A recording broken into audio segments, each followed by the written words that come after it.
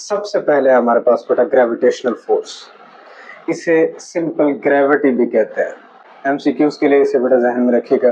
Gravity attractive in nature, पहली property. हमने बेटा अक्सर देखा है तमाम अजसाम जमीन की तरफ अट्रैक्ट होकर आते हैं। वीकेस्ट फोर्स, ये दूसरी प्रॉपर्टी है। यहाँ एक बात को नोटिस में रखिएगा, वीकेस्ट से मुराद है as compare to remaining 3 natural forces. बाकी जो 3 फोर्सेस हैं उनके मुकाबले में ये वीक तरीन फोर्स होती है।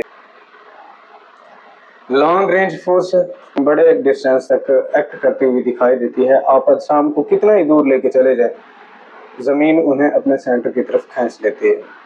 Transfer due to exchange of field particles, एक मैस दूसरे मैस की ग्रेविटेशनल फोर्स को कैसे महसूस करता है, उसमें सबसे अहम बात बेटा कि ये फील्ड पार्टिकल्स होते हैं।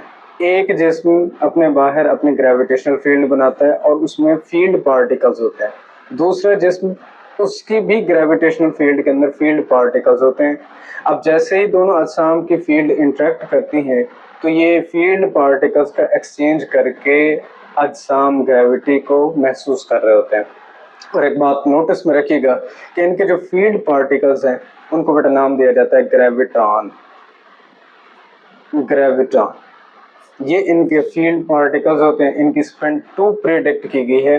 प्रिडिक्टेड पार्टिकल हैं, फिलहाल इनको एक्सपेरिमेंटल एविडेंस के जरिए प्रूव नहीं किया गया।